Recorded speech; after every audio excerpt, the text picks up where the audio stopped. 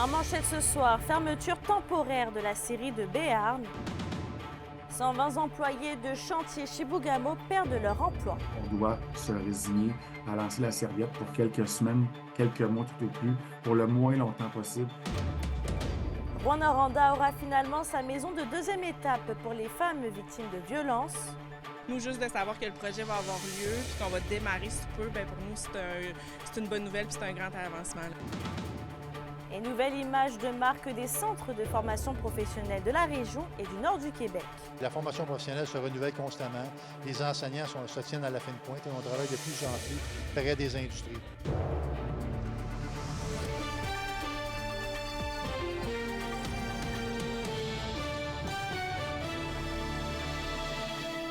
Bonsoir tout le monde et bienvenue parmi nous. Dans moins de 2 jours, la scierie de chantier Chibougamau à Béarn fermera ses portes temporairement, laissant au passage 120 employés au chômage. L'entreprise explique ces décisions par la fragilité financière de l'usine. Alexandre Cabana fait le point. Plusieurs pertes et des millions de dollars nécessaires pour moderniser l'usine forcent Chantier Chibougamau à fermer temporairement sa scierie à Béarn. On est rendu au bout d'un cul-de-sac. On frappe le mur du cul-de-sac. Alors, il faut qu'on puisse faire marche arrière. Une pause qui est motivée par le prix absolument anémique, épouvantable auquel se vend le bois pour bâtir des maisons aujourd'hui. Et évidemment, notre souhait le plus cher, c'est que ces prix-là se rétablissent pour qu'on puisse ramener les gens au boulot et reprendre la production le plus vite possible. Les travailleurs de la scierie ont appris la nouvelle hier matin. L'un d'entre eux nous confirme que l'employeur a déjà proposé des alternatives aux employés. On ne sait pas encore, là, on est dans l'incertitude, là, et puis ça dure 6 mois, peut-être 1 an. L'employeur nous a, dans le fond, proposé d'aller travailler dans les autres usines de série de chantier Chibougamau, comme Série Lassar ou bien Landrienne ou bien l'usine à Chibougamau, dans le fond. Chantier Chibougamau se montre rassurant, mais concède que rien ne laisse présager un recul des prix du bois à court terme. Le président du conseil central de la CSN espère tout sauf des belles promesses en l'air pour les employés et les habitants de Béarn. L'inconnu fait peur. Je pense que c'est comme ça qu'on peut le placer. On espère qu'il y aura rapidement un plan de relance. Ce contexte-là, il n'est pas unique. Juste en région, la scierie de Comtois, qui est victime, elle aussi, d'une fermeture, ce qu'on constate, c'est que l'industrie en elle-même vit des moments qui sont un peu plus difficiles. Parce que, tu sais, des vagues comme celles qu'on vit là, bien, on en a vécu par le passé. Les gens de la région les connaissent. C'est souvent, on les appelle malheureusement des cycles. Je pense qu'il est temps qu'on se projette dans l'avenir puis qu'on arrête de vivre en fonction de quand est-ce que l'industrie ira mal puis qu'on s'arrange pour prendre les moyens pour que l'industrie aille bien. On a toutes les raisons de croire que le métier de transformer des arbres pour fabriquer des matériaux, c'est un métier qui est extrêmement prometteur et nécessairement, ça s'applique à toutes nos usines, mais aussi à l'ensemble de la filière forestière des produits forestiers. Alexandre Cabana pour RNC Nouvelles. D'ailleurs, le directeur exécutif affirme évaluer la situation chaque semaine quant à l'avenir de ces différentes usines dans la région et dans le nord du Québec. Bon, dans un autre dossier maintenant, le projet de maison d'hébergement de deuxième étape pour les femmes victimes de violences conjugales à Rwanda ira finalement de l'avant. Et Kimberly, on se rappelle que ce projet a été freiné depuis le mois de mars à cause des coûts de construction élevés. C'est un soulagement pour l'organisme Alternative pour elle qui a bel et bien reçu son acceptation officielle de la Société d'habitation du Québec vendredi en fin d'après-midi. Rappelons que l'organisme a fait beaucoup de démarches et de sensibilisation dans les dernières semaines pour continuer le projet de la maison d'hébergement de Rouyn-Noranda. Selon la gestionnaire Raphaël Proux, en bout de ligne, ce qui a réellement permis de faire diminuer considérablement les coûts de construction est d'avoir trouvé un lieu différent pour l'un des logements. Le programme dans lequel on était n'était pas adapté aux besoins pour les femmes victimes de violences conjugales. Donc, nous, ce qu'on est venu faire, c'est qu'on est venu prendre un bureau d'intervention puis on l'a transformé en studio. Donc, ce qui fait que maintenant, nous avons 11 logements. Nous, juste de savoir que le projet va avoir lieu puis qu'on va démarrer sous peu, bien, pour nous, c'est une bonne nouvelle puis c'est un grand avancement là, pour les femmes victimes de violences. Puis on est aussi vraiment touchés de l'appui de la communauté. Là. Les gens nous ont beaucoup appuyés dans à travers les médias, à travers les gens qui nous ont envoyé plein de beaux messages qui disaient qu'il faut que ça se fasse ce projet-là parce qu'on veut que les femmes puissent avoir un lieu sécuritaire où vivre. D'ailleurs, le projet d'hébergement pour femmes victimes de violences conjugales est le fruit de 2 ans de travail. Raphaël Proux de l'organisme Alternative pour elle m'a dit que beaucoup de démarches ont été faites pour élaborer le budget ainsi que les plans pour les chambres. L'objectif était que ces chambres soient le plus sécuritaires possible, d'où a été calculé initialement le 900 000 $ l'apport. Donc, la ministre responsable de l'Habitation, France-Hélène Duranceau, a freiné ce projet le 1er mars dernier. L'organisme a dû doubler d'efforts pour diminuer les coûts. On devait justement travailler d'arrache-pied pour trouver des pistes d'économie, ce qu'on a fait.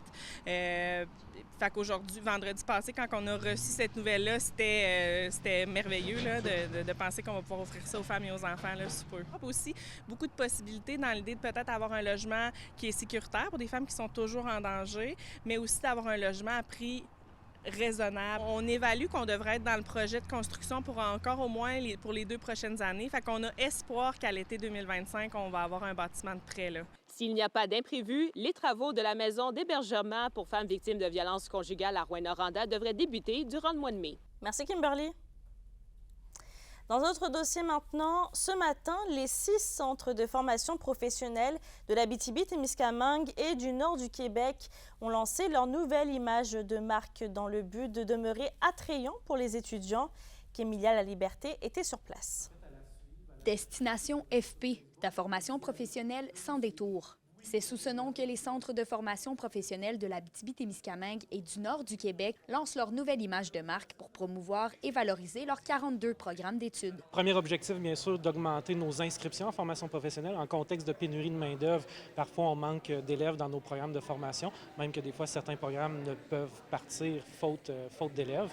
Et bien sûr, le deuxième objectif, c'est de faire connaître que l'AFP, c'est une voie de diplomation comparable à celle du cégep et de l'université. De nombreux mythes et préjugés entourent encore ce type de parcours académique, selon le directeur du Centre de formation professionnelle, Harry Cana.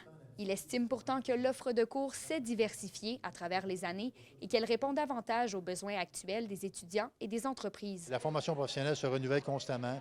Les enseignants se tiennent à la fine pointe et on travaille de plus en plus près des industries. On vise aussi beaucoup les parents, parce que les parents sont importants dans le choix des élèves.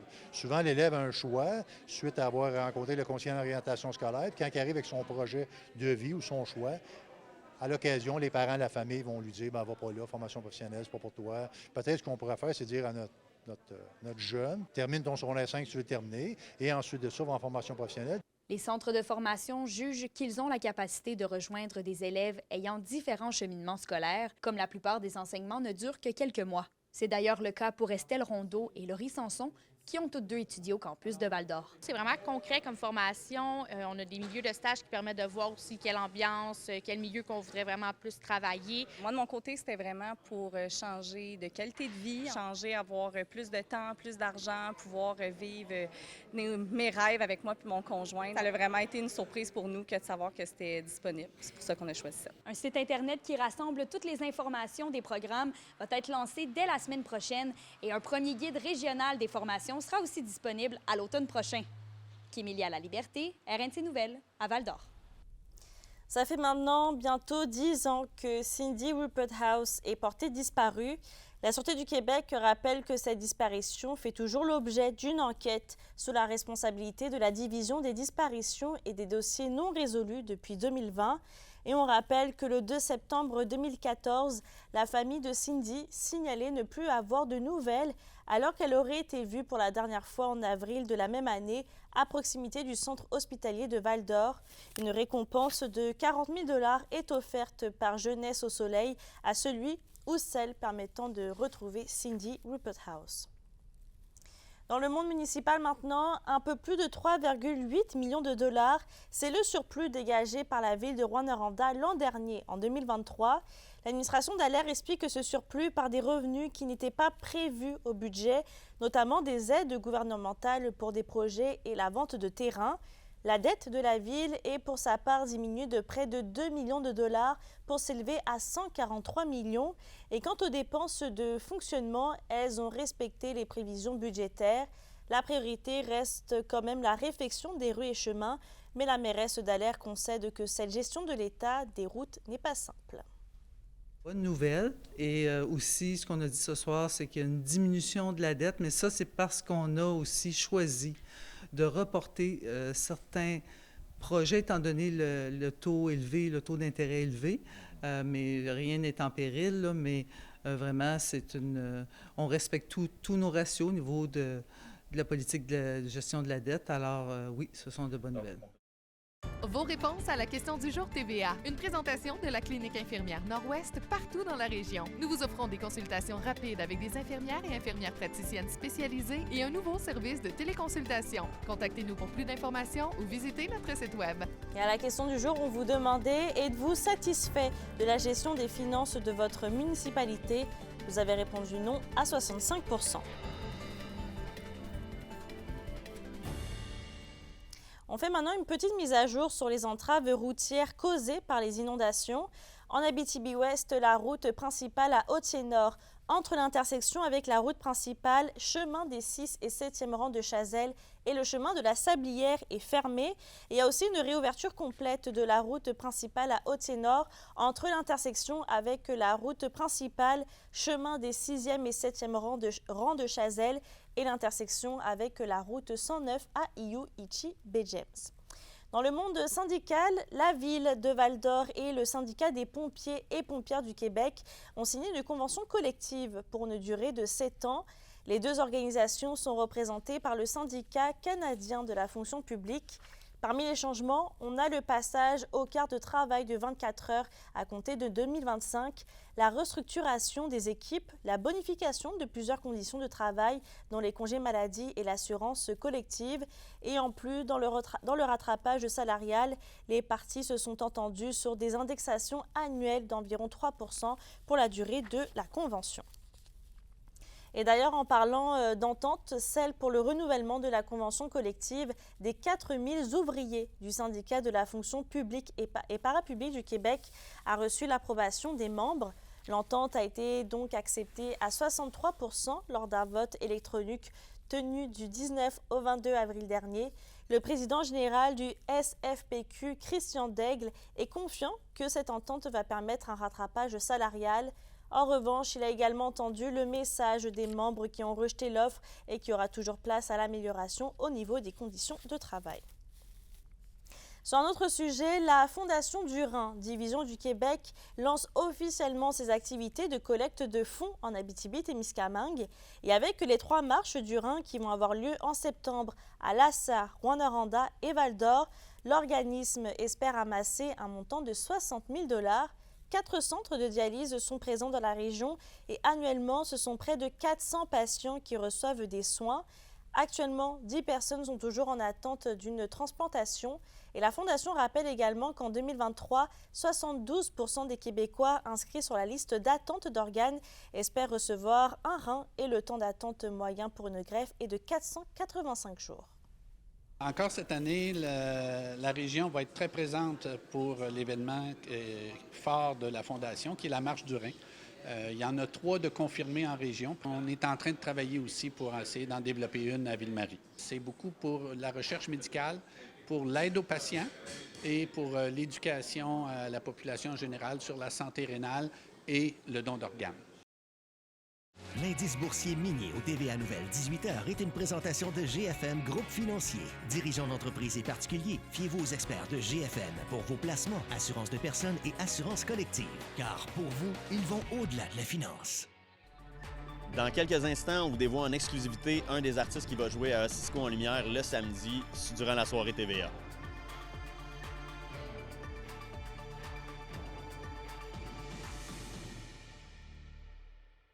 Les SADC de l'Abitibi-Témiscamingue et du nord du Québec vous présentent la bonne nouvelle économique TVA. Le comité bénévolat Matagami a réuni près de 90 personnes le jeudi 18 avril dernier dans une ambiance chaleureuse pour la soirée reconnaissance des bénévoles.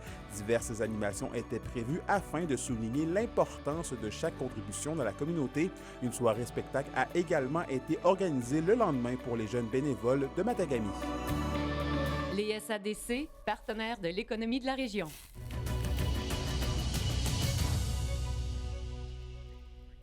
Le Centre des congrès de Rouyn-Noranda accueillait aujourd'hui un colloque régional sur la prévention des comportements toxiques chez les adolescents et les jeunes hommes.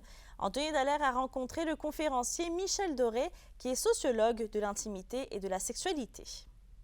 Est-ce que, selon vous, faire preuve de virilité, c'est faire preuve de comportement Pas toxique? du tout, c'est pas une maladie. La masculinité et la virilité, c'est pas des maladies.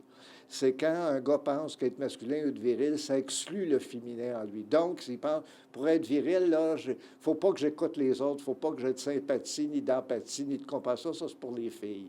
Non, c'est pour toi. C'est des belles qualités humaines. Tous les sexes ont besoin d'être écoutés, d'écouter. Si tu veux que les autres t'écoutent, écoute les autres, là. Pourquoi c'est important à notre époque de parler de cette façon-là de comportement toxique, surtout auprès des jeunes? Bien, auprès des jeunes, auprès des gars, parce qu'on parle beaucoup de la masculinité toxique, tout ça, c'est pas de la masculinité toxique, c'est certains comportements qu'ont certains gars. Comme je dis souvent, il n'y a que des bons gars sur la Terre, mais parmi ces bons gars, il y en a qui font des moins bonnes choses des fois. Alors, il faut être capable de discuter avec eux, de les amener à reconnaître qu'il y a un problème, puis qu'il faut faire des choses pour le changer. Il faut se parler entre nous, il faut viser la réciprocité, l'équité entre les genres, comme on dit maintenant, et les sexes. Alors, oui, il faut que l'éducation des gars soit davantage proactive. Les gars ont déjà pas mal l'idée de ce qu'il ne faut pas faire, mais quoi faire à la place, c'est là qui est le défi. Et justement, avec tous les réseaux sociaux, avec l'univers présentement, est-ce que c'est plus difficile de, même si on en parle plus, est-ce que c'est plus difficile de prévenir ces comportements-là? Il faut commencer très tôt. Il faut que les gars aient des bons modèles, ce que j'appelle les mentors. Non pas les menteurs, mais les mentors, le mentorat. Alors, les gars, moi, j'ai fait des enquêtes récemment avec des jeunes sportifs. Puis quand on leur demandait c'est qui ton modèle, c'était leur coach. Alors, non, il faut diversifier les modèles. Il faut que les gars en parlent. Il faut donner le goût aux personnes qui font l'intervention. Comme aujourd'hui, c'est tous ces gens qui sont sur le terrain, là, de faire des choses, soit des programmes de prévention, soit de la relation d'aide, des groupes d'entraide pour hommes aussi. Tu sais, les gars n'ont pas beaucoup d'amis, là. Alors, des groupes d'entraide pour les gars, dire, regarde, il y en a d'autres qui ont les mêmes problèmes que toi, qui ont de la misère à accepter leur divorce, qui sont jaloux un peu trop maladivement. Alors, ensemble, vous allez peut-être trouver des solutions. Vous êtes tous des bons gars qui parfois font des mauvaises choses. Alors, il faut trouver des alternatives et on va le faire ensemble. La chronique culturelle vous est présentée par Bruno et Jasmin Leclerc, denturologistes. Des cliniques à la fine pointe de la technologie pour vous servir à La Sarre et à Amos. Stéphanie, c'est demain qu'a lieu au Bistro Bar Le Cachotier le lancement de la 21e édition de Ossiscan Lumière Westwood 2024. Oui, Mélissa, 21e édition qui va se dérouler du 7 au 10 août prochain. On nous promet 4 jours de festivités qui vont plaire à tous. Et on a décidé d'aller à la rencontre aujourd'hui du directeur général de Cisco en Lumière, Frédéric Roy-Hall, pour avoir un petit peu d'informations. Il a été très généreux. Il nous a même offert une petite part de gâteau, question de ne pas nous laisser sur notre faim. Le samedi, c'est la soirée TVA, naturellement, fait qu'on est content de vous annoncer qu'il va y avoir Lubick qui va participer. Ce n'est pas le seul artiste, ce n'est pas notre headliner, mais Lubick qui va faire son retour. T'es supposé être là l'an dernier avec nous. TVA va pouvoir présenter ce spectacle-là, fait que vous avez la nouvelle en exclusivité aujourd'hui. Là, personne d'autre le sait. Merci beaucoup. Et là, présentement, on est dans les derniers préparatifs pour le grand lancement qui va avoir lieu demain, là. Absolument, ça fourmille partout en ce moment autour de nous. Tout le monde se prépare, on est une grosse équipe, puis... les noms sont beaux, sont chauds, on a hâte de les sortir. Et ce soir, les fans d'humour s'en donneront à cœur joie avec l'humoriste Richardson Zephyr qui présente son premier one-man show, Zephyr, au Théâtre des Esquerres. En gagnant du prix du public de l'émission Big Brother Célébrité, les spectateurs auront droit à un spectacle qui met en lumière ses interprétations mimiques bien typées et à ses blagues, bien sûr. Il sera de passage demain au Théâtre du Cuivre de Rouyn-Noranda et jeudi à la salle Félix Leclerc de Val-d'Or. Il a très, très hâte de vous y voir. Super excité, super énervé, super honoré. Alors, j'ai vraiment hâte de passer la soirée avec les gens d'Amos. Mon spectacle, c'est vraiment du stand-up pur, dans la tradition. Donc, vraiment, je suis là en stand-up. Oui, je fais des personnages, mais il n'y a pas de costume, il n'y a pas de déguisement. C'est plus moi qui va les incarner dans des petits act-out, si je peux dire. Donc, je vais changer rapidement mon débit de voix, ma personnalité. Mais donc, c'est vraiment beaucoup, beaucoup de blagues à la minute. À ce soir! Bisous! Et pour terminer, la Foire du camionneur de Barrault nous a dévoilé la semaine dernière la programmation de sa 36e édition. On a très, très hâte de vous y voir sur le site du 30 août au 2 septembre prochain, en compagnie de Sarah Dufour, Francis de Grandpré, William Bisson and Son Ben, hommage à Bob Bissonnette. Surveillez bien la vente des billets qui devrait se faire très bientôt. Quand les billets seront disponibles, alors c'est quelque chose qui va être affiché sur notre page Facebook à l'avance. On va déterminer une date précise et les gens vont être informés via notre page Facebook de la date de mise en vente de nos billets, justement pour pas que les gens soient pris de court. Je vous dirais, venez en grand nombre et surtout participer à notre tirage, nos billets de tirage. Encore l'année passée, on a réussi à redonner dans la communauté 300 000 $. Alors, on veut répéter encore cette année. Entre autres, cette année, on était capable de donner via notre tirage de l'année passée 30 000 $ à la ressource pour personnes handicapées. On en a donné à la Maison du Boulot Blanc. On donne vraiment régionalement. Alors, achetez nos billets et encouragez-nous pour qu'on puisse redonner à la communauté. Voyez après la pause quand Ville-Marie aura finalement son nouveau parc de planches à roulettes. On parle d'une superficie de 487 mètres carrés avec notamment un plaza surélevé, un taco et une vague.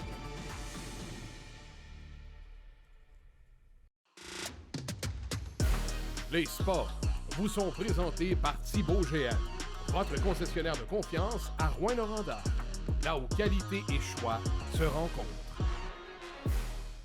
Ville-Marie aura son nouveau parc de planches à roulettes d'ici le mois d'août. D'une superficie de 487 mètres carrés, le parc comprendra notamment un plaza surélevé, un taco et une vague. La construction devrait commencer à la mi-mai et on rappelle que l'an dernier, les jeunes de la localité ont été invités à se prononcer sur la conception des futures installations. La météo, une présentation de Nicoloto de la Sarre, la capitale du pick-up. Vous y trouverez toujours le meilleur choix, toujours le meilleur prix. Et à la météo Stéphanie, un froid vigoureux va traverser le nord-ouest du Québec ce soir et cette nuit. Oui, on a une baisse rapide des températures. On parle d'une chute de 10 degrés en quelques heures. En ce qui a trait ce soir et cette nuit pour l'ensemble des secteurs, ce sont des averses qui vont se transformer en neige. On parle quand même de 2 cm de neige pour l'Abitibi, moins 15 degrés au nord, moins 14 degrés pour le sud.